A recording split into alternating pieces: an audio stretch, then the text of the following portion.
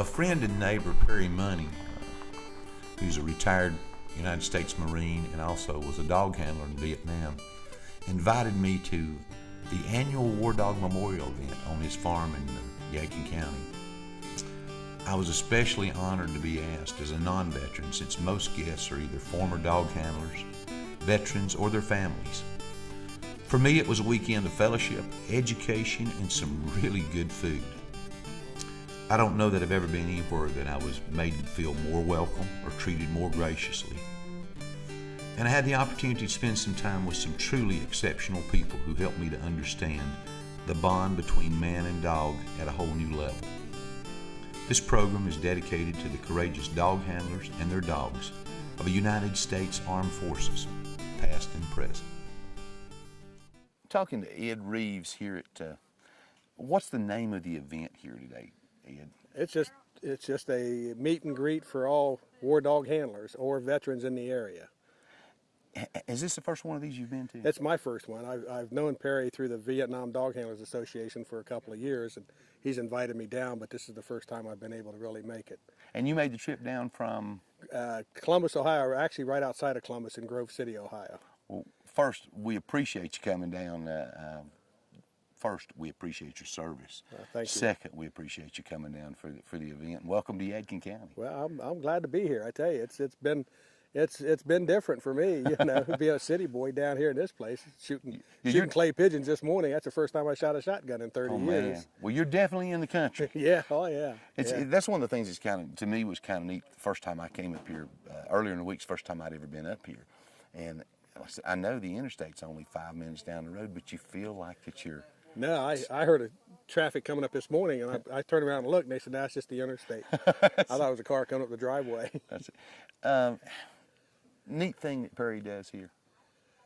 Oh, it just shows appreciation for all the dog handlers or any veterans. You know, we have a chance to get together and kind of talk over things and what happened or what didn't happen or how we did and what we did. And it's, you know, my wife's even enjoyed it. She's been here with me all day, and you know, it's not her really cup of tea, but she likes hearing some of the stories too and hearing us talk about it. Well, you know, I think that's one of the things that, to me, from an outsider looking in, has been neat about reunions or anytime you guys can get together, is that the Vietnam War, you were in the jungle one day and you're home the next, and where prior wars there was almost a decompression stage on the boats coming over, you know, from getting back home, and you guys kind of didn't have that.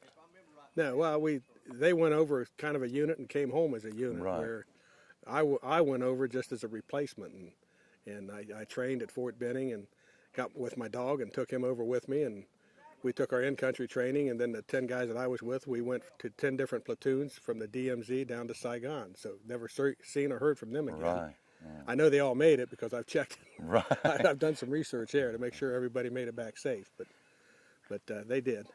How did you were in a very specialized, there's not a lot of you guys to begin with, of the dog handlers. There's not a lot of you guys to begin. How did you get started down that pathway? Well, when I was in high school, I actually got to be friends with our police dog, our local police dog. Okay. He lived 2 houses down from me, and this was back in the mid-'60s. So I was friends with the police officer, and he became one of the dog handlers, and I got in with the dog, and, you know, when he'd go on vacation, I'd take care of him, feed him, and train him, you know, running through some of his drills. And then when I got in the service, and, you know, one thing led to another, I did something that I was told from day one in the military not to do, and that's volunteer. But when it came up, they said, you know, I was in a casual company waiting for orders to go to Vietnam, and they said, anybody had any experience with dogs or likes to work with dogs, you know, said they got a chance to go to dog school. Now, they didn't say what we'd do in dog school. Right. But I was sitting there thinking about the time back working with that police dog, and they said, last chance, anybody else? It could mean, you know, up to 3 months in training here in the States. So I said, you know, and I went. I'm your man. And it worked out perfect. I do a program on a regular basis of we call it Hometown Heroes, of interviewing veterans. And I want to be talking to Perry. I haven't talked to him yet, but you're the first of the dog handlers I've talked to. What you're willing to share. Tell me a little bit about Well, Your role and how Okay. the dogs came into play in Vietnam. okay, well, I mean, there was over 4,000 dogs that served in Vietnam in the whole time of Vietnam. There were sentry dogs, scout dogs, mine dogs, tracker dogs, and we've got tracker handler here today. We've got the Marine scout dogs, and our main function, we were the point team, and our dogs were trained to sniff out ambushes, booby traps, and mines. And you know, we trained with the dog to learn how he reacted to what he was smelling, and then we reported that information back to the person in charge and saying we have an ambush up here, or there's tripwires there, or there's a mine or something, and then they would make the appropriate plans though what to do about it, whether you know whatever it might have Right. been. You know, and our main area of operation was around the A Shaw Valley, and points north from there to the DMZ. So you're going in the bush with a dog. Yeah. And hopefully looking after these guys behind you. Yeah, that was our job to try to keep them from walking into, you know, the ambushes, the booby traps, the tripwires, and I'm standing here today because my dog saved me 2 or 3 times. He kept me from stepping on a mine one time, and you know, the ambushes. You know, you walk up and he starts smelling, and I'd call him back, and I said, we got people up there, and then you know, at that point they would make the plans on how we was going to deal with it. Well, and you mentioned something earlier too about in prior wars, people went in groups and came back together, and in Vietnam, not so much so, but they platooned up and grouped up when they got there. But yours was even more, in a sense, isolated than that, in that you worked with a lot of different groups. I only worked with the same unit one time the whole time that I was out in the field. You know, we'd go out for what we called missions. You're supposed to stay 3 to 5 days and then come back in, but depending on the weather, you know, or if we could get a ride from, you know, get the choppers out and get us back in, you know, that was our taxi cab. And when they called for a dog team, you know, the dog platoon, we had a board, and you know, just rotated around when it was your turn. He was supposed to be guaranteed 24. The dog was guaranteed 24 hours off when he come back in out of the field. But you know, the handler, of course, we still had our duties to do in the rear. But then when they called for a dog team, you know, if our turn was up, you know, we was packed. You know, we was already packed, and just go get the dog and go to wherever we needed to go to get the helicopter and take off. I'm getting a little bit of a picture there, and you tell me if I'm incorrect. Because you guys weren't, like, say, assigned to a certain platoon you went, when they called for you, it's because they were going somewhere tomorrow that they didn't feel good about. Is that a true? Yeah, well, you know, if they were on trails, they wanted the dog team up front. If they weren't on trails, sometimes we had to cut trails, and I couldn't really work him, but I stayed up in front and helped cut trails. You know, I let him run around, and you know, I'd call him back every once in a while because I figured if he's out there around, you know, he's going to either alert me to something, you know, or they're going to set off something before we get there, and you know, that was his job. So, and I asked veterans this all the time, but for the most part, you didn't have any good days in Vietnam, did you? I mean, for the most part, yours is you're in harm's way if you get the call. Yeah. I mean, we're the point team. You know, they said it. You know, they had bounties on the dogs' heads and the dog team's head. You know, there was a special bounty for them if they proved they killed a scout dog or a dog and his handler or whatever. You know, whether that's true or not, I don't know. But that was just kind of the rumor. I don't know whether it lift our spirits or not that we're wanted men. You know. Right. Now, you trained with the dog that you went to Vietnam with at Fort Benning? Yeah, I trained mine. There was not everybody did because we had a lot of dogs over there. Right. Like I say, I went into an on-leash program, and then we had about 20 people in the platoon. 10 of them went on, and 10 of us stayed back and went to the off-leash program. Now, those 10 guys got a dog when they were assigned to units over when they got to Vietnam. Right. Myself, you know, I trained. When we finished training, I went home on leave, and I reported back to Fort Benning and picked up my dog, and well, there was 10 of us and 10 dogs, and we loaded on a truck and started our trek. Took us 3 days to get to Vietnam. Now, people think they bond with their puppy at home, and they love their puppy at home. But I'm saying, you guys, that's the bond that the rest of us know about times 100. Well, when you're in a tough situation, you know, you really rely on your man next to you, left and right. And I actually, you know, I felt safer because I had him out in front of me. Right. But yet we still relied on each other in times of if when we got into something, we was relying on each other, and at that point, my job was to make him safe. Call him back and try to get him safe. But I'm sure that when they said, "Okay, Ed, you're going home," that was a great thing. Was it hard to leave your dog? oh God, Sorry.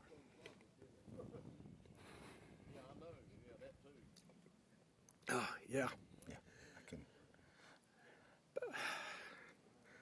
But I was one of the fortunate ones. I found out that in 2007 that my dog got to come home. That's very unusual. That was only 200 dogs out of the 4,000 that served got to come home. The rest that were left, and not all 4,000 were there at the end of it, during the whole course. I don't know how many dogs were there, but they were either euthanized or they were turned over to the South Vietnamese, which, the dog rated pretty highly with them for dinner. Yeah. But I found out in 2007 through the Vietnam Dog Handlers Association that my dog got to come home. So I have since tracked him down. I tracked down to where he came from in Malacca, Minnesota, and I've met the person, the man that donated him was this person's father. But I met Keith Mueller, and he bought the dog Prince for his dad to have on his farm.